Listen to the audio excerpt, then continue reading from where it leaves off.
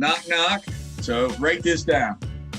And this is all in real estate evolution here, okay? I'm going to knock on the door. I'm going to take a step back. I'm going to smile. They're going to answer the door. I'm going to say, it's 2 o'clock. We had a 2 o'clock appointment. Thank you for inviting me over. This is a pretty important decision that you're making to list your house with me today. I appreciate the opportunity. May I place my things down on the table? Every once in a while, they'll be very social, say, hey, can we sit on the couch? And here's the way to handle that. Say, okay, no worries. Well, let me just place because I got my computer and I've got the listing paperwork. No problem. I'll just place this over here on the table. Okay, we'll get back to that later. Now, if you can, when you're sitting there, right, if you can sort of make it work, just sit down there, right? Like one way or another, you want to be at that table, if at all possible. In the last 6 months, there's one that I can remember. I did not go to the table because the lady was handicapped. Okay, so you got to adjust, right? So, that's a perfectly good reason to adjust. But outside of that, you got to figure out one way or another to get to that table, because people sign at the table. People don't sign on the couch. Imagine that. Sit on your couch tonight, and then sit there and say, I'm going to sign up for a professional service. It's not even comfortable to do that. Okay? All right. Place your things on the table. What I typically do then is I'll sit down at the table, and then I'll review my notes with them. So, Mr. and Mrs. Seller, I've got a great deal of respect for you and the investment of your time. What we're going to do today is I want to go ahead and review my notes for your motivation to sell this house. I want to make sure that I understand exactly what your goals are, so that I make sure that I didn't, get anything incorrectly. And then we'll go through. We'll take a walk through the house. I'll take notes that we'll place into the marketing brochures and into the marketing online. As we walk through the property, we'll sit back down. We'll review some market data. We'll review what's going on in the marketplace, and then if we decide to work together, if I decide to work for you and you decide to hire me, we'll go ahead and we'll get the process started right now. Does that make sense? Yes? Boom. Let's go.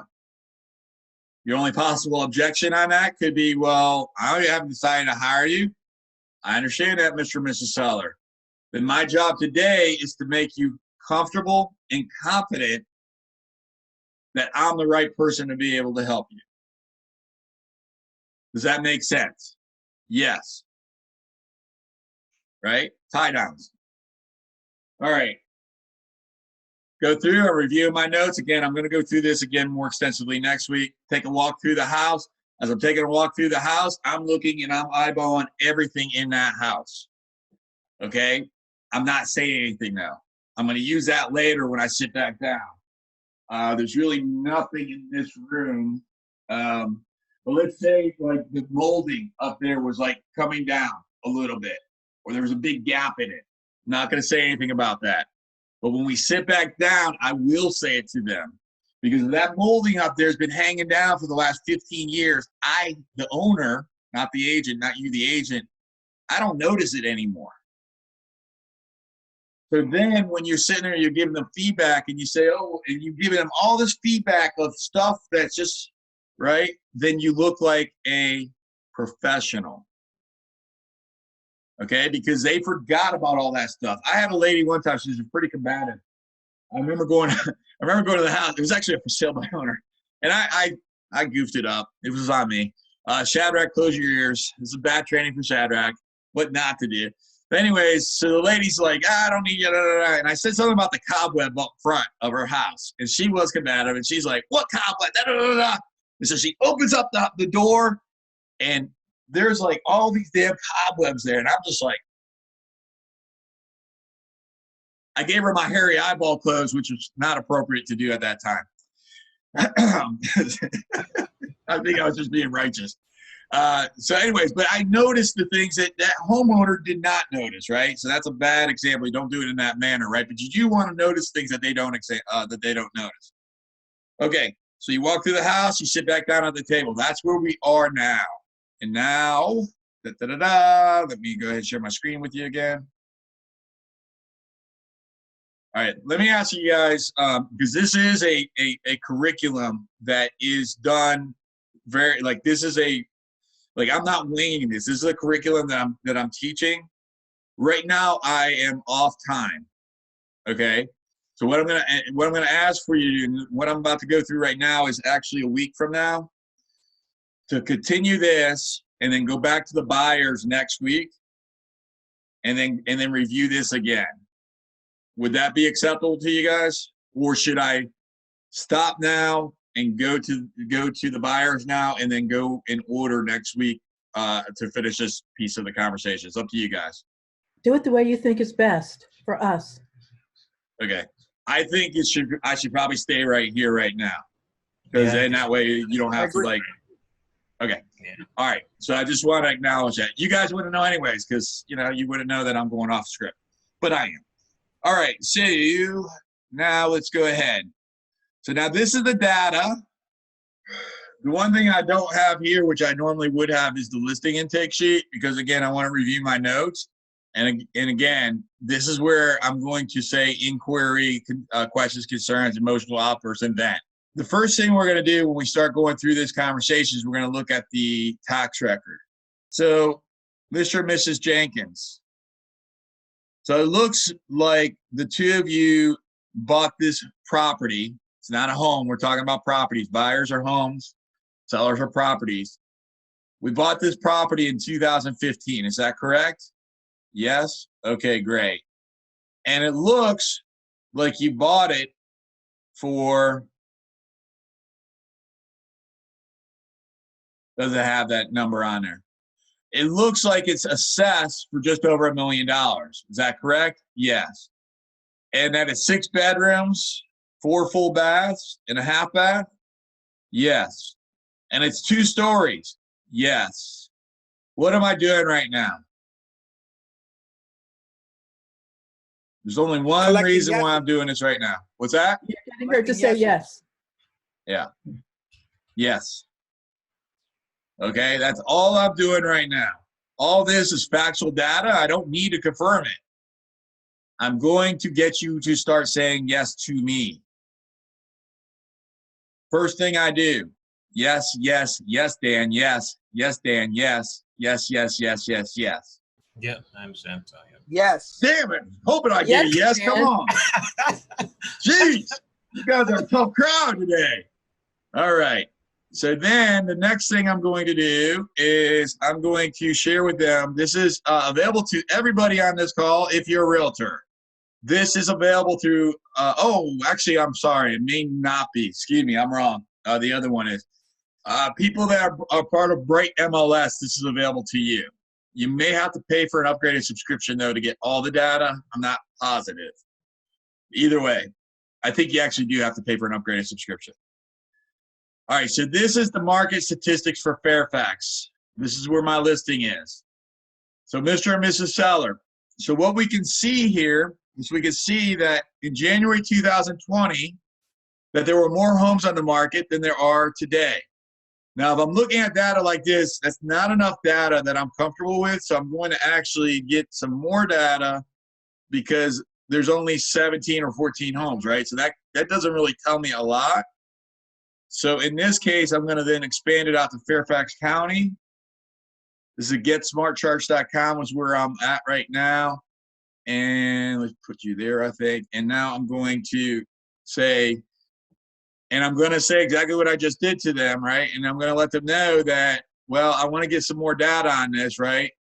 So you can see that the local data, even though it's small, is consistent with the large pool of data.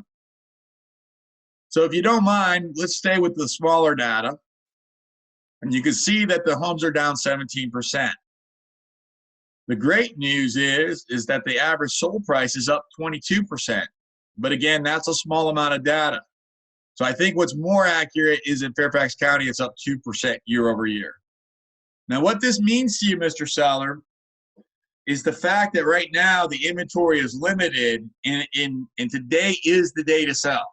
And to share with you a little bit more about that, In March of 2020, 1 year ago today, from that point moving forward, the market, there was 35% less sellers that placed their homes on the market, and it still has not completely rebounded.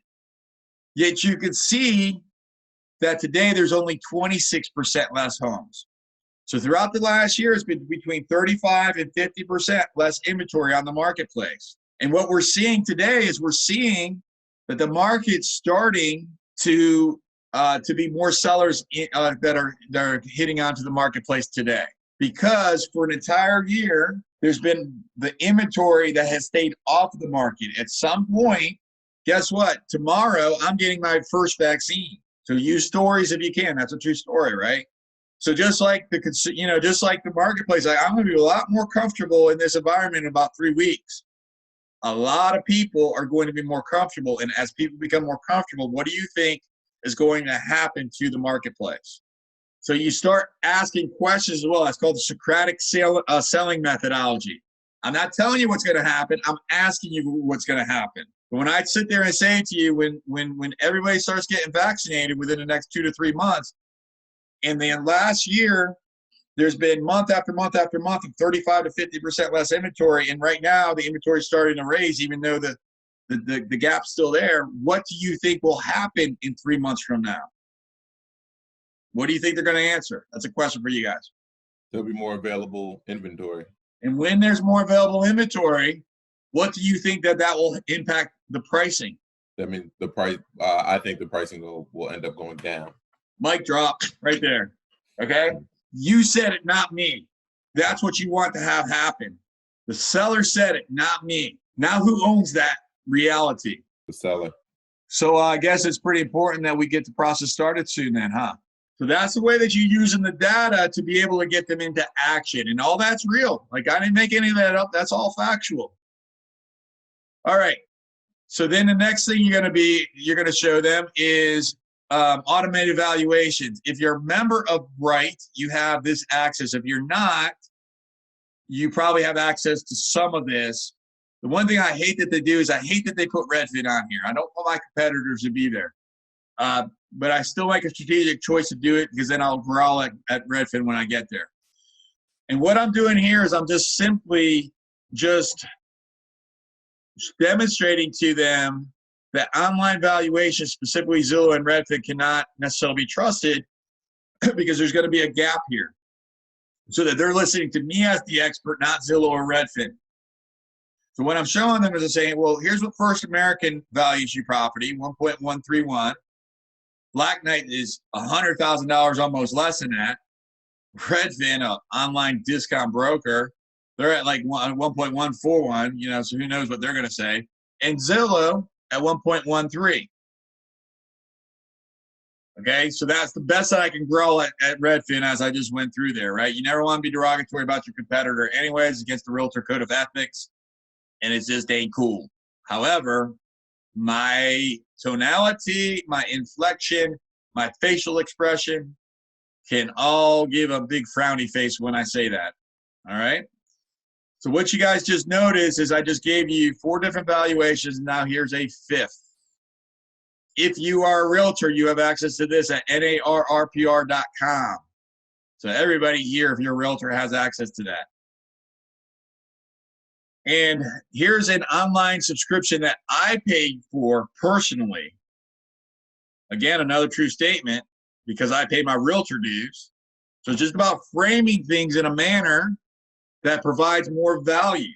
Everyone here actually pays for that if you're a realtor. So here's what I personally subscribe to, because I pay and I invest into this for you. And here's what they're saying at another 1.1 million. And then you could just go through any of this data if you want to, right? I don't really normally go through that. But then here's what I do. Da-da-da-da. So now these are not good comps. These are horrible comps. All right. But let's say that they're not horrible comps. All right. My staff didn't support me too well there. That's okay. I'll work that out. All right. So let's just say that this is the right comp. So now we went through all that information. We got them saying yes to us. We demonstrated to them that Zillow can't be trusted because there's a $100,000 swing on all the online valuations. Now, guess what? Now you listen to me. Okay, you guys got that? So now what you do is now you start running through the photographs of the homes that you think are most likely. And you're going to find one home that is exactly like theirs if possible. This isn't it, but let's pretend it is. And you're going to start walking through this home with them online on your computer. Make sure you have a hotspot with you. Make sure you have printed paperwork in case if your hotspot conks out on you. Okay, so you prepare for any given situation, or you're in a bad zone that you can't get a hotspot.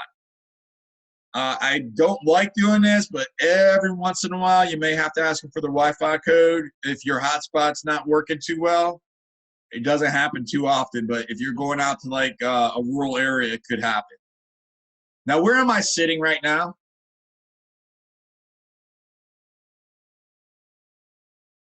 Having this conversation with them? At the table. You sit at the table Yeah. beside them? Table, yeah. Yeah, typically the dining room table, maybe the kitchen table. I'm sitting at the kitchen. So what's in the background?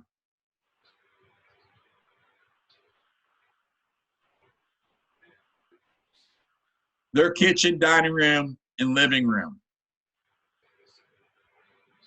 So I start scrolling through these photographs. And I start, again, Socratic selling methodology. They've got a screen and porch. How do you think that compares to your home? John, you don't have a screen and porch. How do you think that compares? We don't have a screened-in porch. Okay. See what I just did there? You may have missed it. I said, okay. And then I did nothing. I let that sink in for a second. I need to have John process that we don't have a screen-in porch. Then I move on. Now, if the next picture is a screen-in porch, I'm going to set that there for another second. And then I move on. I want to drive into your psyche right now that you don't have a screen-in porch and they do. All right. So John, how do you think that your kitchen compares to this one? Yeah, we don't have any stainless steel appliances, and our kitchen isn't as up to date. It's not up to date, huh? No. Dan, what if you get, not everybody likes stainless steel. I think ours is nicer because it's more accessible. Okay. And so it sees that this home has a fireplace. So Linnea, that's what I do. Nothing. I move on. I'm not going to handle it. Nothing to handle there because I'm on your side of the fence. You know you're full of S when you say that. Right. You know it. If I conflict with you, the only thing that's going to happen is your feet are going to get into that cement and you're going to get attached to that reality. I'm not going to let that happen. Move on. Okay? Not every objection should be handled. Objection handle, I taught some of you guys in the coaching corner, the objection handler. What I didn't teach you yesterday was you don't have to handle every objection. There's 2 ways to handle objection. 3 ways. I gave you 2 of them yesterday. Here's a 3rd way. Don't. Play karate. Side swipe it. Just let it flow right past you. If it doesn't need to be handled, don't handle it.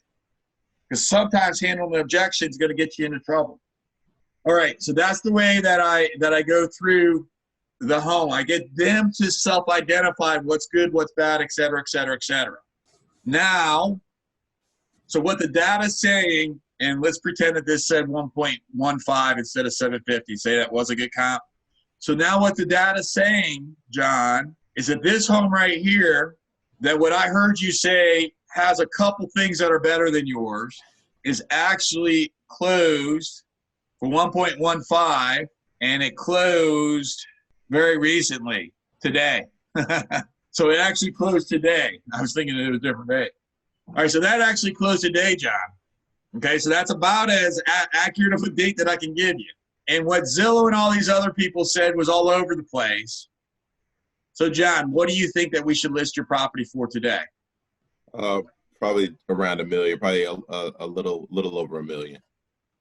Yeah, and you see what I just did there? Now, this didn't quite match up, right? But I went right up there. I said, what? And did you guys missed it. Well, you may or may not miss that. I said, what do you think you should price your property for today? All right. Now, if there's another number on any of these screens that you want them to price it at, you're going to skip over to that screen. Let's say you want them at say it was 1.15 is what it closed for. It's the number I gave you. And that would probably be the number if it's not quite the same. Same type of thing. So I'm here. I'm right there. So, John, what do you think we should price your property for sale today? All right. So, what do you think we should price your home today? Yeah. So, considering that it does have a few things that like the screened-in porch and an updated kitchen, and they're at 1.15. Maybe we should be a little closer to 1.1. Okay. To 1.1? Mm-hmm. All right. So are you comfortable with that, John? Yeah, I'm comfortable with that. All right, cool. All right. So let me ask you a question. How many ceiling fans do you have? What was that? What'd you say? How many ceiling fans do you have?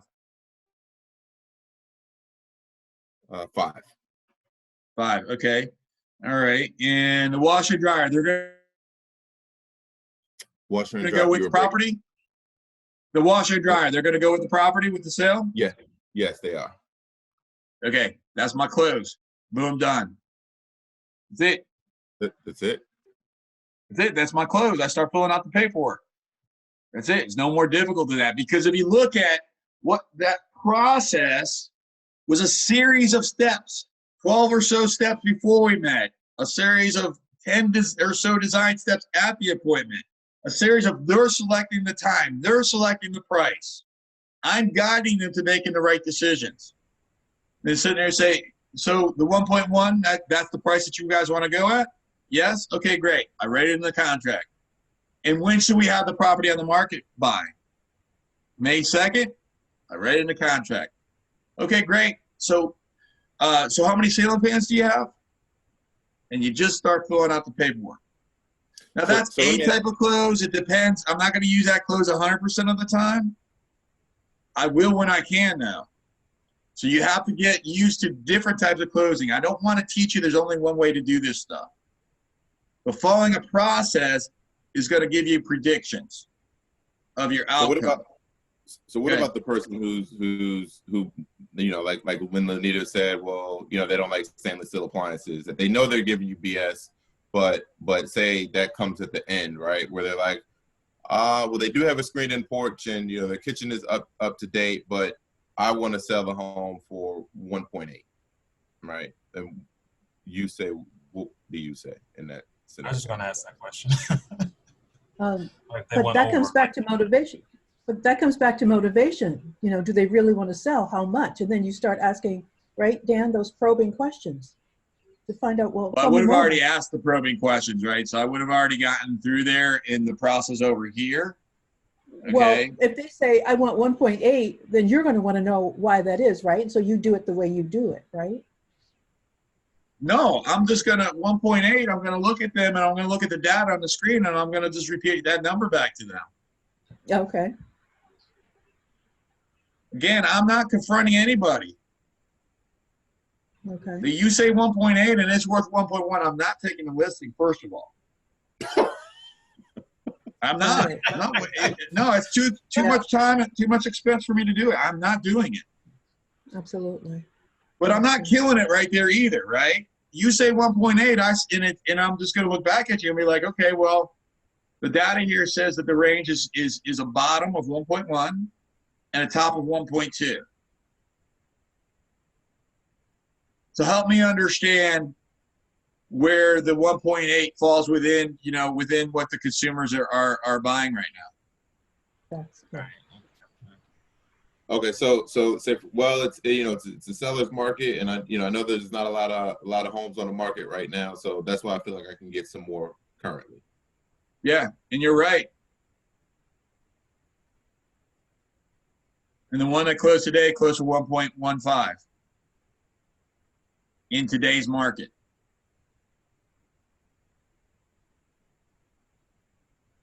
Okay, what did I just say to you? What's the first thing I said to you?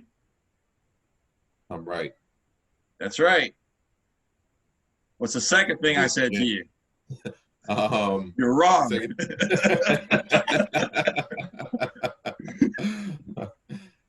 Well, you're said, well, right. But here's the thing. What did I say? It's not me saying it. You're right. Here's what the market's saying. Third-party villain. Now, if you get them in a position they really don't want to sell, right, then that's the question I ask. Well, do you really want to sell?